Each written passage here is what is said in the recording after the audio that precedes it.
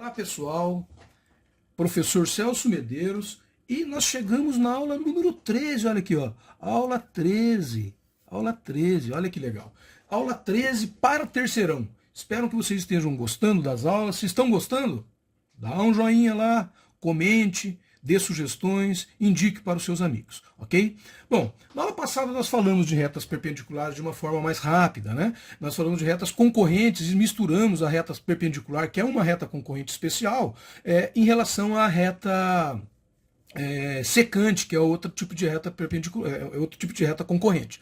Agora nós vamos falar especificamente das retas perpendiculares. Elas se cruzam formando um ângulo de 90 graus. Então aqui eu tenho um ângulo de 90 graus, são duas retas perpendiculares, certo?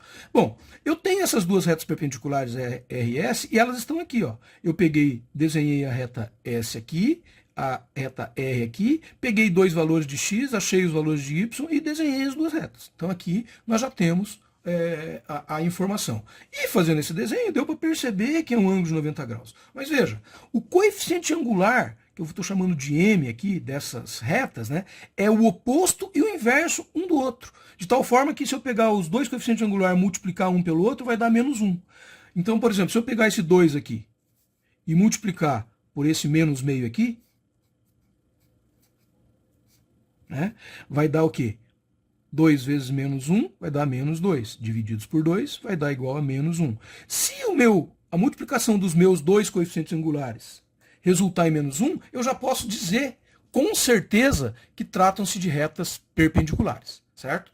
Bom, dizer isso é a mesma coisa que dizer que um coeficiente angular tem que ser o inverso e o oposto do outro, né?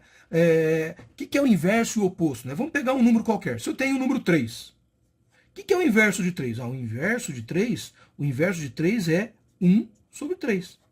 Eu inverti e coloquei o 3 no denominador. Isso é inverso. E o que é o oposto? O oposto de 3 é menos 3. É trocar o sinal.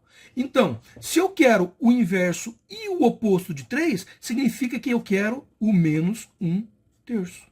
Então, menos 1/3 é inverso e oposto de 3. Significa, então, o quê? Que se eu tenho uma função que tem coeficiente angular 3 e outra função que tem coeficiente angular menos 1/3, significa que as retas dela no gráfico serão perpendiculares.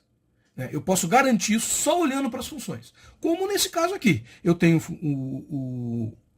o coeficiente angular 2 e aqui eu tenho o coeficiente angular menos meio. 2 e menos meio. Menos meio é o inverso e o oposto de 2. Então, eu posso garantir que essas duas retas são perpendiculares. Bom, pessoal, isso quando eu estou trabalhando com duas funções afins, né? Estou trabalhando com duas funções afins. Mas, eu poderia representar nesse gráfico aqui duas retas que não são função afim e são perpendiculares. Então, isso eu poderia representar da seguinte forma. Eu vou pegar aqui e vou dizer, por exemplo, que eu tenho uma função que y é igual a 3. É igual a uma constante. Então, y igual a 3, o gráfico resultaria alguma coisa assim, não é?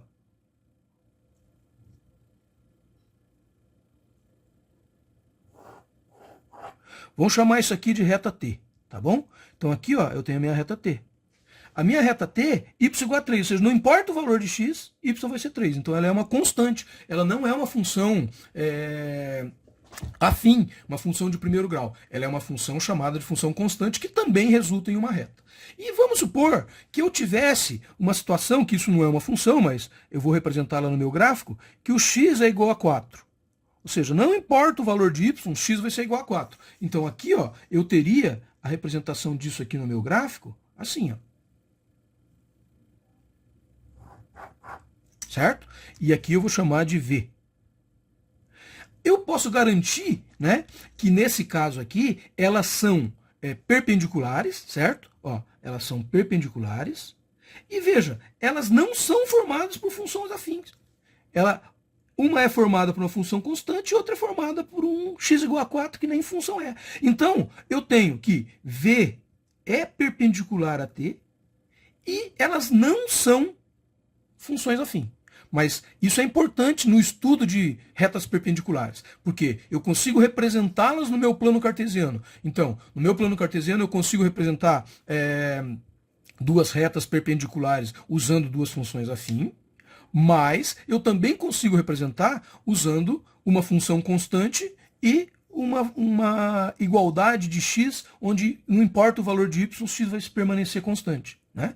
Então, assim eu posso garantir que esse ponto aqui, ó, que é o ponto 4,3, ou seja, x é igual a 4 e y é igual a 3, é o ponto aonde elas se interceptam. Né? É o ponto aonde elas se interceptam e ali fazem, então, um ângulo de 90 graus.